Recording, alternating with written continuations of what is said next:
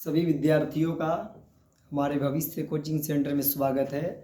और अभी क्या समय हो रहा है ये ऊपर दिखाई दे रहा होगा, इसमें बताने की कोई ज़रूरत नहीं है। और आज और अभी के इस सब्जेक्ट में हम पढ़ेंगे जो हिंदी है, शब्द विवेक, यानी कि शब्दों का विवेकपूर्ण प्रयोग कैसे करना है इसमें देखेंगे। और सबसे पहले कि समान प्रतीत होने वाले शब्द, मतलब कुछ ऐसे शब्द होते हैं जो एकदम समान रहेंगे, एकदम बराबर रहेंगे, लेकिन उनका अर्थ जो है अलग होता है, यानी कि उसमें सूक्ष्म अंतर पाया जाता है।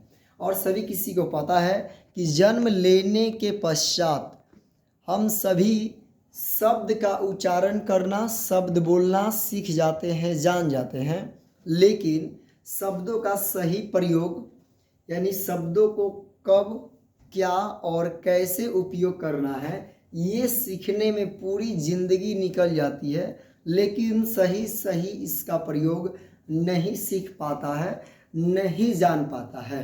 हाँ, बस एक इंसान जो बोल नहीं पाता है उसको इस श्रेणी में ही रखा जाता है, लेकिन जो लोग शब्दों का उच्चारण करना जान पाते हैं, जो लोग शब्द बोल पाते हैं, वे लोग पूरे ज़िंदगी में ये चीज़ सीखते सीखते उनका जीवन ख़त्म हो जाता है कि शब्दों का प्रयोग कब, क्या और कैसे बोलना है ये चीज़ नहीं सीख पाते हैं। तो हम लोग इसमें देखेंगे कुछ ऐसे शब्द जो देखने में एकदम समान रहेंगे, लेकिन उनका अर्थ जो है अलग अलग होता है। सभी लोग बताते चलेंगे, जिनको शब्दों का अर्थ मालूम है वे लोग बताते चलेंगे, और जिनको नहीं मालूम होगा वे लोग सुनते चलेंगे। यहाँ सबसे पहले का दिख रहा है कि अपराध और ये पाप। अपराध और पाप में क्या अंतर है, अपराध क्या होता है और पाप क्या होता है, अगर मालूम है तो यहाँ अर्थ लिखने से पहले कमेंट में बता सकता है लोग कि क्या होता है। तो यहाँ अपराध का मतलब क्या है और पाप का मतलब क्या है, ये दोनों चीज़ें जो हैं समाज में फैला हुआ है और सभी लोग इन शब्दों से परिचित हैं। अपराध शब्द और पाप शब्द से सभी लोग परिचित हैं। यहाँ अपराध का मतलब क्या है और पाप का मतलब क्या है, सभी लोग ये पाप शब्द अधिकांशतः सुनता है कि ये पाप कर दिया, वो पाप कर दिया। और यहाँ अपराध है कि कौन क्या अपराध करता है ये चीज़ जानता है, यानी कि अपराध का मतलब होता है किसी भी कानून नियम का उल्लंघन करने वाले को अपराधी बोला जाएगा, यानी कि वो अपराध करता है। यानी क्या हो जाएगा, कानून का उल्लंघन करना, यानी कानून का जो उल्लंघन है उसको अपराध बोला जाता है। किसी भी नियम कानून का उल्लंघन करना अपराध बोला जाएगा। पाप क्या होगा, तो पाप क्या होगा, जो सामाजिक नियम रहेगा, क्या जो सामाजिक नियमों का उल्लंघन किया जाता है उसको पाप बोला जाता है। यानी कि सामाजिक नियम का उल्लंघन करना ही पाप कहलाएगा। सामाजिक नियम का उल्लंघन, यहाँ दोनों उल्लंघन ही है लेकिन अलग अलग उल्लंघन है। किसी नियम या कानून का उल्लंघन करना अपराध कहलाएगा, और वही सामाजिक नियमों का उल्लंघन करना पाप कहा जाएगा। दूसरा चीज क्या है, बेटी और लड़की, ये भी जो शब्द है सभी लोग इससे परिचित है, लेकिन कब बेटी का प्रयोग करना है और कब लड़की का प्रयोग करना है ये सभी चीज़, दोनों जो बातें हैं ये अधिकांशतः लोग नहीं जानते हैं। और अगर जानते हैं तो हमें बता दें कि क्या होगा। यहाँ देखोगे बेटी का मतलब क्या है और लड़की का मतलब क्या है, अगर किसी को मालूम है तो भी हमें बताते चलेंगे कि बेटी किसको बोला जाता है और लड़की किसको बोला जाता है। तो वो बेटी जो है यहाँ पे, तो बेटी केवल अपने पुत्री को बोला जाता है, किसको, यानी कि अपने पुत्री को बेटी कहा जाएगा। और लड़की का मतलब कोई भी लड़की, लड़की है, यानी कोई भी लड़की है तो उसको क्या बोला जाएगा, लड़की बोला जाएगा। कोई भी अपनी पुत्री को छोड़ करके कोई भी दूसरी अगर लड़की है तो उसको लड़की बोला जाएगा। यानी कि अपनी पुत्री को बेटी, अपनी पुत्री को बेटी और दूसरे के पुत्री को लड़की कहा जाएगा। यानी दूसरी की पुत्री यानी बेटी जो है वो क्या कहलाएगी, लड़की कहलाएगी। यानी कोई भी लड़की हो उसको लड़की कहा जाएगा, लेकिन बेटी अपने पुत्री को कहा जाएगा। सेम इसी तरह से पुत्र और लड़का, कि पुत्र और लड़का क्या होगा, तो पुत्र यानी कि अपना पुत्र, जो अपना पुत्र होगा वो बेटा यानी पुत्र कहलाया जाएगा, और वही लड़का क्या कहलाएगा, तो कोई भी लड़का होगा, तो कोई भी लड़का को लड़का ही कहा जाएगा। कोई भी लड़का होगा उस लड़का के लिए हम लड़का प्रयोग करेंगे, लेकिन अगर अपना पुत्र है उसको पुत्र कहा जाएगा। और यहाँ देखेंगे उपहास और परिहास का मतलब क्या है। इन शब्दों से भी सभी लोग परिचित हैं, तो यहाँ बताएंगे कि उपहास और परिहास क्या होता है। ध्यान देंगे और हमें बताने का प्रयास करेंगे कि उपहास और परिहास में क्या अंतर है। तो यहाँ देखेंगे कि उपहास और परिहास में क्या अंतर है। दोनों का मतलब अधिकांश समय में एक ही निकलता है। तो उपहास का मतलब होता है दूसरे किसी का मजाक उड़ाना। क्या उपहास का मतलब है कि सीधा सीधा क्या होता है, दूसरे का मजाक बनाना या दूसरे का मजाक उड़ाना।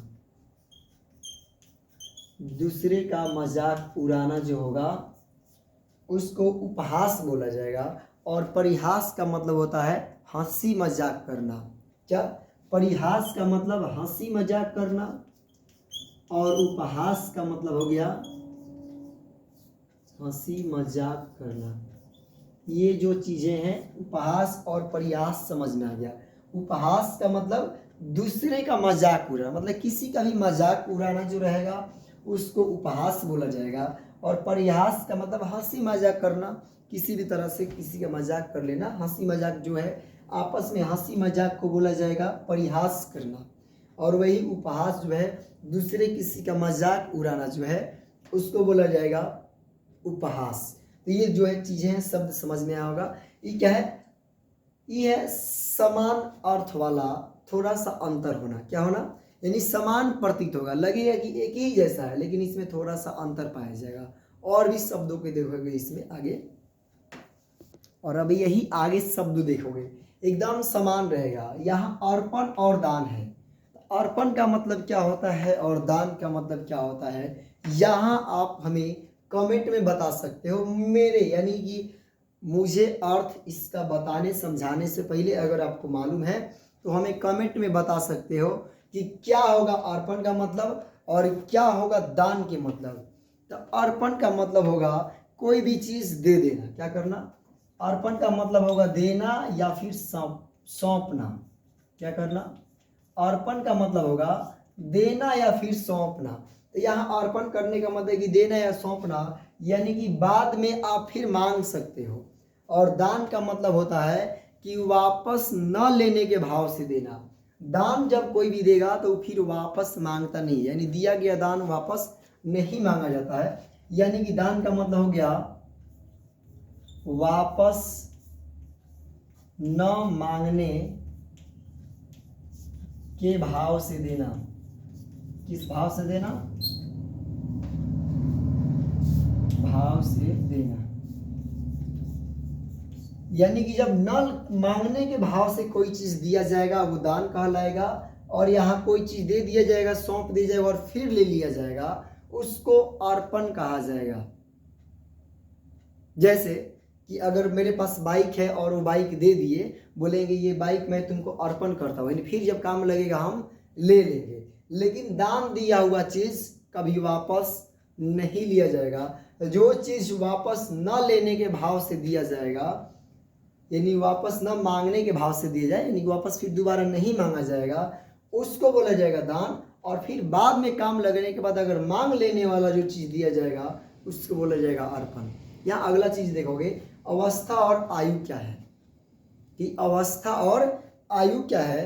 तो अवस्था का मतलब होता है कि पैदा होने से, जब पैदा हो गया है इंसान उस समय से लेकर के और अभी तक जो आयु है इसको बोला जाएगा अवस्था। यानी कि पैदा के समय से अब तक की आयु, यानी कि पैदा होने के समय से लेकर के अब तक के जो प्रेजेंट टाइम के आयु होगा उसको अवस्था बोला जाएगा। और फिर यहाँ देखो आयु का मतलब होगा पूरा जीवन का आयु। आपका पूरा जो जीवन है या पूरे जीवन की जो उम्र होगा यानी पूरे जीवन का जो आयु होगा उसको आयु कहा जाएगा। ये दोनों चीज़ आ जाएगा, यानी पूरे जीवन की आयु या फिर अवधि, इसको बोला जाएगा आयु। और अवस्था का मतलब होगा कि पैदा के समय से अभी तक यानी अब तक की आयु जो होगा उसको अवस्था बोला जाएगा। और अब यहाँ देखोगी अनिवार्य और आवश्यक, ये जो दो शब्द हैं बहुत महत्वपूर्ण शब्द हैं। इसका उपयोग करना जानना एकदम जरूरी है कि अनिवार्य और आवश्यक में क्या अंतर है, अनिवार्य क्या है और आवश्यक क्या है, इसका प्रयोग कब करना है, अनिवार्य का और आवश्यक का कब प्रयोग करना है, ये जानने में कोई कठिनाई है। अनिवार्य के मतलब होता है जिसे मना न किया जा सके, यानी जिसको टाला नहीं जाएगा, जिस बात को काटा नहीं जाएगा, जो एकदम जरूरी है उसको अनिवार्य बोला जाएगा। यानी कि जिसे मना न किया जा सके वो अनिवार्य होता है। और आवश्यक का मतलब होता है महत्वपूर्ण, यानी आवश्यक का मतलब महत्वपूर्ण, मतलब ये बहुत इम्पोर्टेंट है। लेकिन अनिवार्य का मतलब है कि जिसे मना न किया जा सके, यानी जिसे मना न किया जा सके वो होगा अनिवार्य। और जो महत्वपूर्ण होगा उसको आवश्यक बोला जाएगा। जो बहुत इंपॉर्टेंट है वो आवश्यक है और जो मना ना किया जा सके वो अनिवार्य कहा जाएगा। और दूसरा चीज़ है अगला कि अनुमति और आदेश, कि अनुमति और आदेश का मतलब क्या है। तो अनुमति का मतलब होता है सहमति। क्या अनुमति का मतलब होता है सहमति, मतलब ये किसी भी चीज़ में आप सहमति जताएंगे यानी कि उसको क्या करेंगे, अनुमति देंगे। जैसे कोई पूछेगा कि हम यहाँ से बाहर जाएं, अनुमति मांगेगा आपसे, तो आप उसके लिए सहमत है तो हाँ कहेंगे, यानी कि अनुमति दे दिए। यानी किसी काम की सहमति, क्या किसी काम का सहमति, अगर किसी काम के लिए सहमति प्रदान किया जाएगा वो हमारा अनुमति होगा। और ये जो आदेश है ये वैधानिक अधिकार के साथ कहना होगा। क्या यानी कि अधिकार, वैधानिक अधिकार के साथ कोई चीज़ कहना वो आदेश होगा। क्या होगा, यानी कि वैधानिक अधिकार के साथ कहना, यानी कोई भी चीज़ वैधानिक अधिकार के साथ कहा जाएगा उसको आदेश कहा जाएगा। और किसी काम के लिए जब सहमति दिया जाएगा तब उसको अनुमति कहा जाएगा। ये दोनों चीज़ें जो हैं समझ में आया होगा। इसके बाद आगे देखोगे कि क्या होगा। और अगर आगे शब्द मालूम है तो बताते चलोगे कि लोभ और तृष्णा में क्या अंतर है। अगर आपको मालूम है तो हमें कमेंट में बताएं कि लोभ का मीनिंग क्या है और तृष्णा का मीनिंग क्या है। दोनों का मतलब पाना होता है। क्या दोनों का मतलब पाना होता है। लोभ, लोभ करने का मतलब कोई चीज़ पाने की इच्छा। लोभ का मतलब हो गया पाने की इच्छा। ये कोई बड़ी बात नहीं है, सभी किसी में इतना लोभ रहता है। लोभ मतलब पाने की इच्छा, कोई भी चीज़ पाने की जरूरत है, उसको इच्छा है कि मानेंगे। जिससे नंबर मांगाना है एग्जाम में, तो हाँ भाई मांगाने की इच्छा है, नहीं लोभ है, कोई बात नहीं, इतना नंबर ज़्यादा नंबर मांगाना है। और तृष्णा का मतलब कि तृप्ति नहीं होना, यानी ज़रूरत से ज़्यादा जब पाने की इच्छा होगा उसी को तृष्णा बोला जाएगा। लोगों को तृप्ति नहीं मिलता है यानी कि तृष्णा नहीं होता है। तो यह क्या है कि ज़रूरत से ज़्यादा जो पाने की इच्छा है उसको बोला जाएगा तृष्णा। तो क्या हो जाएगा, ज़रूरत से ज़्यादा, ज़रूरत से ज़्यादा पाने की इच्छा। ज़रूरत से ज़्यादा पाने की इच्छा को तृष्णा कहा जाएगा। और लोभ जो है पाने की इच्छा, केवल कुछ थोड़ा सा ज़्यादा पाना जो है वही क्या है, लोभ है, यानी कि पाने की इच्छा। और तृष्णा जो है ज़रूरत से ज़्यादा पाने की इच्छा। अब यहाँ है अस्त्र और शस्त्र। ये सोसाइटी के दो शब्द हैं जो कि सभी लोग सुनते आता है कि अस्त्र शस्त्र। तो अस्त्र का मतलब क्या होता है और शस्त्र का मतलब क्या है।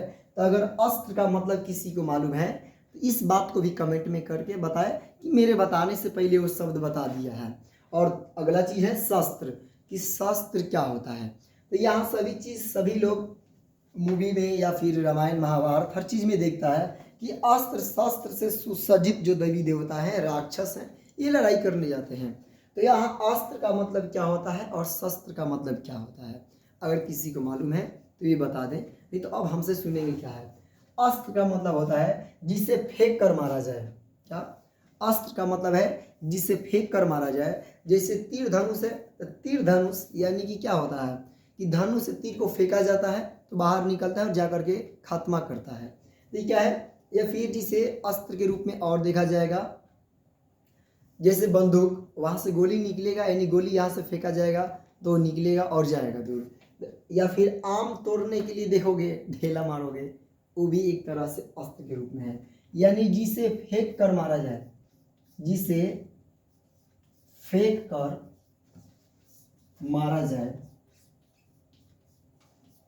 यानी कि फेंक कर मारने वाला जो होता है उसको क्या बोला जाएगा, तो फेंक कर जिससे मारा जाए उसको बोला जाएगा अस्त्र। और जिसको पकड़ के मारा जाए, तो जिसे पकड़ कर मारा जाए उसे बोला जाता है शस्त्र। जैसे बजरंगबली का गदा, जो बजरंगबली का गदा है, उस गदा को फेंक कर नहीं मारा जाता है बल्कि पकड़ के और तब गदा से मारा जाता है, तो वो क्या है, अस्त्र है। डंडा, जैसे डंडा है तो ये क्या है, शस्त्र होगा कि अस्त्र होगा, ये जो है शस्त्र होगा, क्योंकि इसे पकड़ के मारा जाएगा तो ये अस्त्र होगा, और यदि इसे फेंक करके मारा जाए तो क्या होगा, अस्त्र कहलाएगा। यानी कि इसे जब फेंक दिया जाएगा, फेंक के मारा जाएगा तो ये अस्त्र के रूप में रहेगा, और जब इसको पकड़ के मारा जाएगा तो ये क्या रहेगा, शस्त्र रहेगा। यानी जिसे पकड़ कर मारा जाए, जिसे पकड़ कर मारा जाए,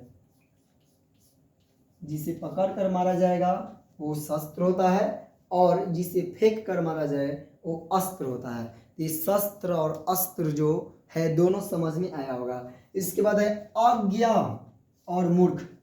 तो अज्ञा और मूर्ख का मतलब क्या है, अगर किसी को मालूम है अज्ञा का मतलब क्या है और मूर्ख का मतलब क्या है, तो ये भी कमेंट बता देंगे वीडियो को रोक करके, कि हम आपको बताने से पहले बता दिए हैं। तो यहाँ क्या है, अज्ञा का मतलब क्या है और मूर्ख का मतलब क्या है। तो यहाँ देखोगे, जिसके पास थोड़ा सा कुछ भी नहीं मालूम है, यानी जिसे कुछ भी ज्ञान न हो, उसको अज्ञ बोला जाएगा। और मूर्ख किसको बोला जाता है, जिसको समझाने पर नहीं समझे उसको मूर्ख बोला जाता है। तो अज्ञा का मतलब हो गया जिसे कुछ भी ज्ञान न हो, जिसे कुछ भी ज्ञान न हो उसको अज्ञ बोला जाएगा। मतलब जो जिसके पास थोड़ा सा भी ज्ञान नहीं होगा उसको अज्ञ बोला जाएगा। और मूर्ख ये जानकार है लेकिन इसको समझाने पर ये समझता नहीं है, तो इसको मूर्ख बोला जाएगा। यानी कि जिसे समझाने पर न समझे, जिसको समझाने पर न समझे वो मूर्ख होगा, और जिसके पास ज्ञान नहीं होगा उसको अज्ञ बोला जाएगा। और इस सोसाइटी के और दो महत्वपूर्ण शब्द, यानी समाज के दो महत्वपूर्ण शब्द विवेक और ज्ञान है, कि विवेक क्या होता है और ज्ञान क्या होता है, इस चीज को बताओगे। अगर किसी को मालूम है कि विवेक का मतलब क्या होगा और ज्ञान का मतलब क्या होगा, ये जो है कब उपयोग करना है विवेक के लिए और कब करना है ज्ञान के लिए, यानी किसी व्यक्ति को कब आप बोल सकते हैं कि ये विवेकवान है और कब बोल सकते हो कि ये ज्ञानी, यानी कि ज्ञान है इसके पास, कब इस शब्द का प्रयोग कर सकते हो। यानी कि जिस व्यक्ति में अच्छाई बुराई पहचानने की अगर क्षमता है तो उसको बोला जाए कि ये विवेकशील है, उसमें विवेक है। तो इसका मतलब है, विवेक का मतलब अच्छाई बुराई की पहचान करने वाला जो शब्द है वो विवेक बोला जाएगा। और ज्ञान क्या है, तो किसी विषय के बारे में अगर आपको जानकारी है तो बोला जाएगा कि उस विषय में आपको ज्ञान है। ये दो बातें समझ में आया होगा कि विवेक का मतलब क्या हो गया, विवेक का मतलब अच्छाई बुराई की पहचान करना, और फिर ज्ञान का मतलब क्या हो गया, तो ज्ञान का मतलब हो गया किसी विषय में आपकी जानकारी। इसको लिख लोगे, विवेक का मतलब है अच्छाई बुराई की पहचान, अच्छाई बुराई की पहचान। और यहाँ ध्यान दोगे, ज्ञान का मतलब हो जाएगा किसी विषय की जानकारी, क्या, किसी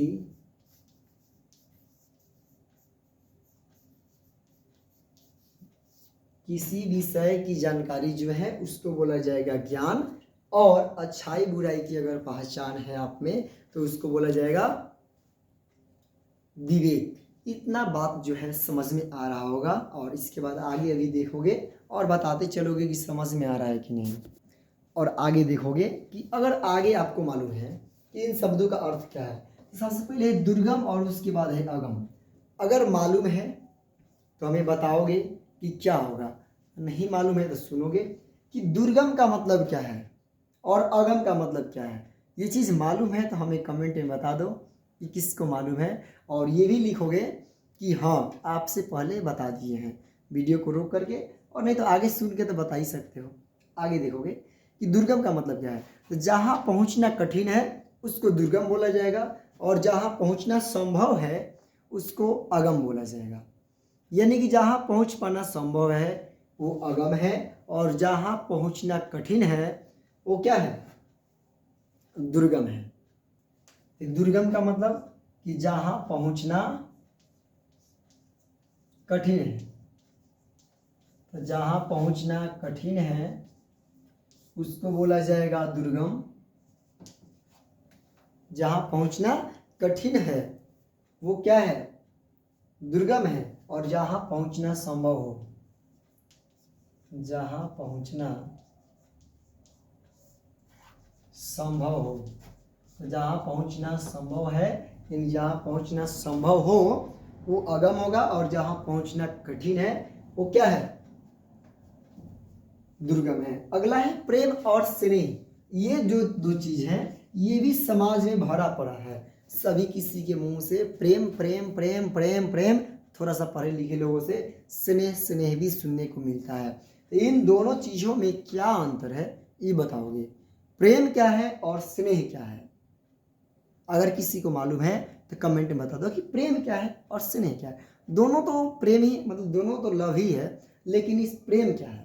तो प्रेम जो है, प्रेम सभी के प्रति दर्शाया जाता है। क्या, सभी के लिए, ध्यान दोगे, सभी के लिए है या फिर सभी के प्रति है, वो प्रेम है। और स्नेह है तो स्नेह केवल छोटों के लिए होता है। किसके प्रति, छोटों के प्रति, या फिर छोटों के लिए। तो जो छोटे लोग होते हैं आपसे, उनके छोटों के प्रति क्या दिया जाता है, स्नेह दिया जाता है। और सभी के प्रति प्रेम, और प्रेम जो है छोटा बड़ा जो भी हो उसके लिए चलता है, और स्नेह अपने से छोटों के लिए दर्शाया जाता है। इतना सारा चीज समझ में आ रहा है। इसके बाद है अमूल्य और बहुमूल्य। ये भी दो चीजें मालूम होगा।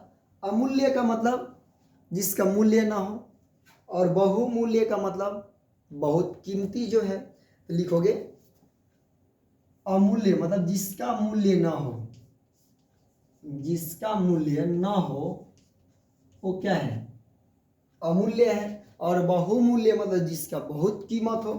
तो बहुत जो कीमती होता है वो बहुमूल्य होता है। बहुत कीमती यानी कि बहुमूल्य होना। और अनुरोध और प्रार्थना, ये भी दो चीजें बहुत सुनने को मिला है, देखने को मिला है, अभी तक बहुत ज्यादा समझना है।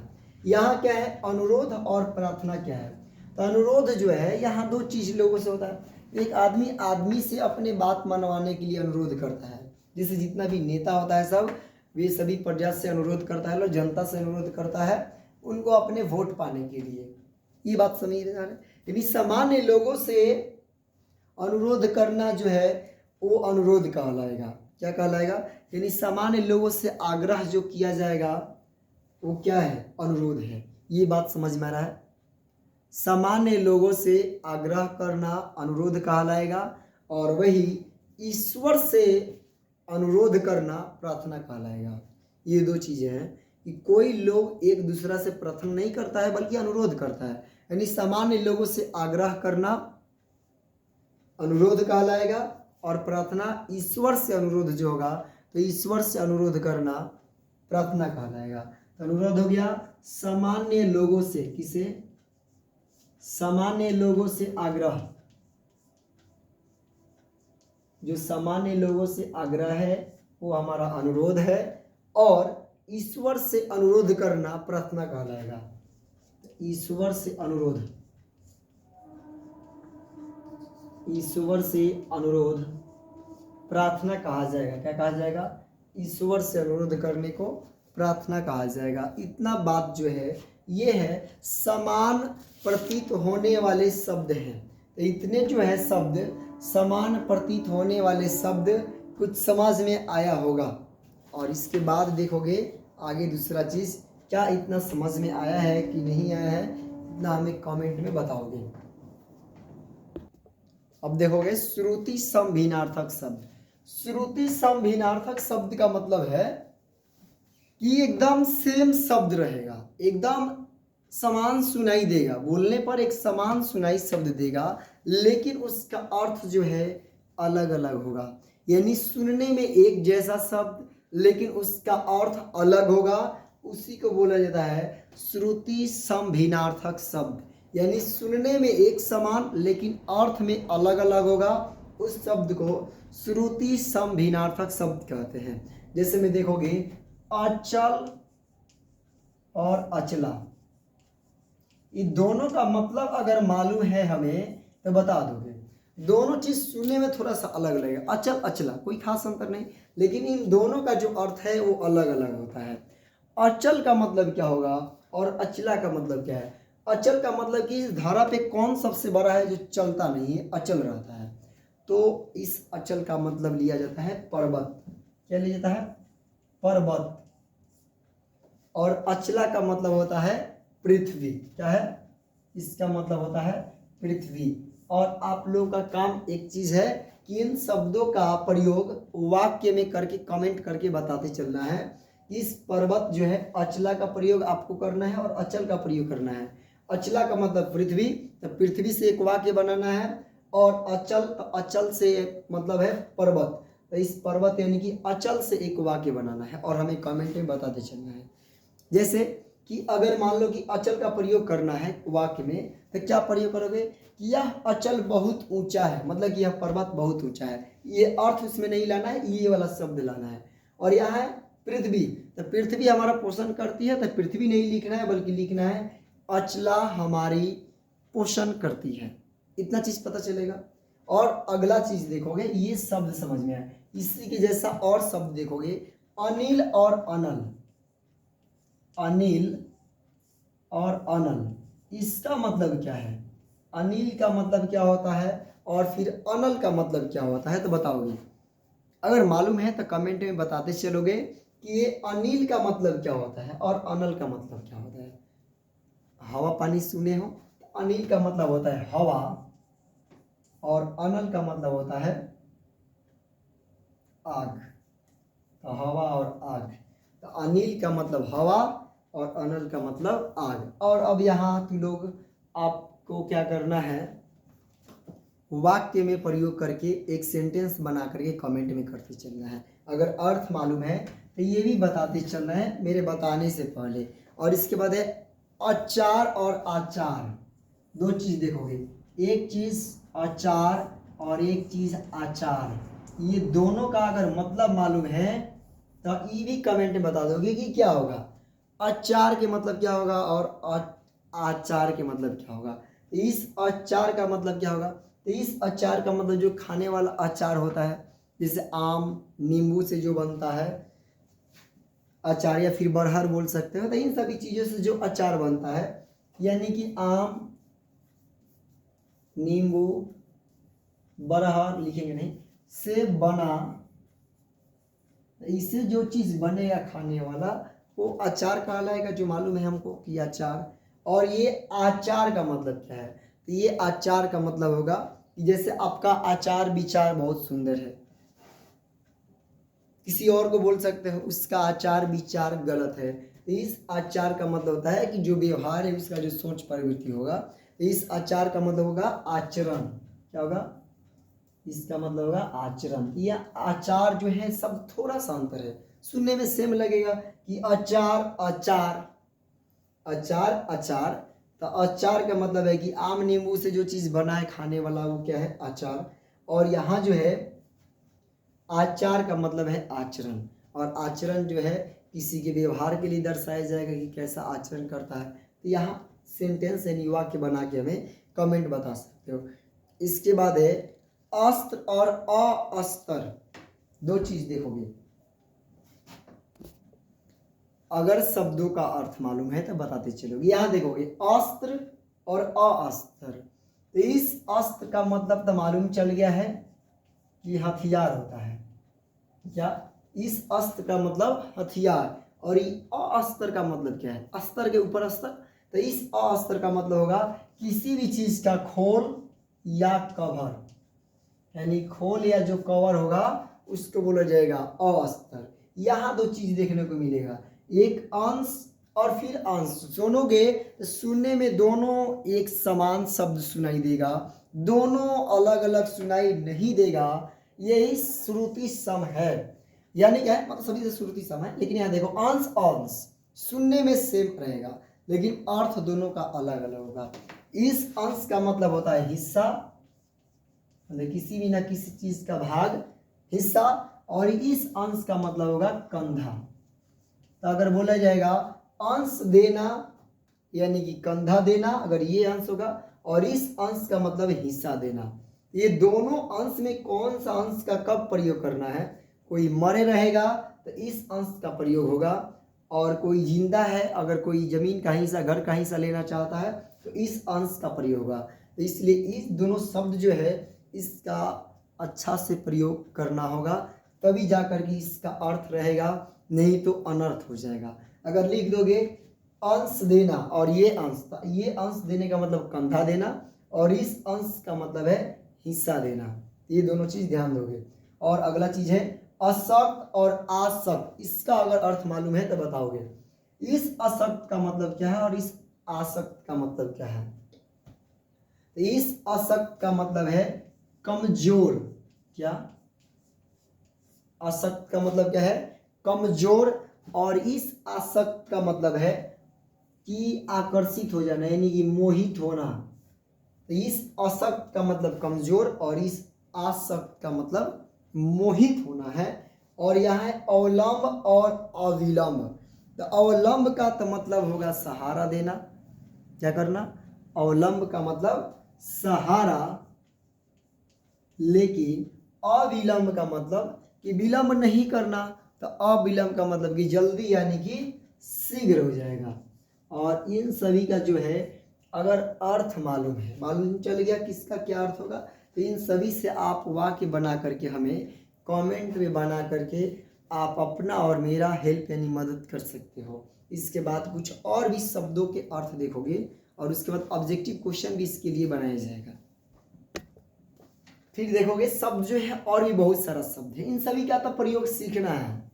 यहाँ देखो अपेक्षा और उपेक्षा, ये शब्द भी बहुत ज़्यादा हमें किताबों में, समाज में मिलता है।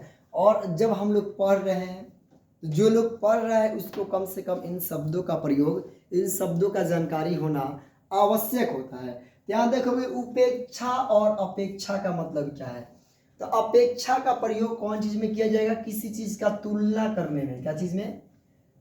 तुलना करने में। जैसे बोला जाएगा कि मैं यहाँ पढ़ने वालों की अपेक्षा छोटा हूँ, मतलब जितना यहाँ पढ़ता है सभी से मैं छोटा हूँ, ये अपेक्षा हो जाएगा। और उपेक्षा का मतलब होता है कि किसी का निरादर करना। उपेक्षा का मतलब क्या होता है?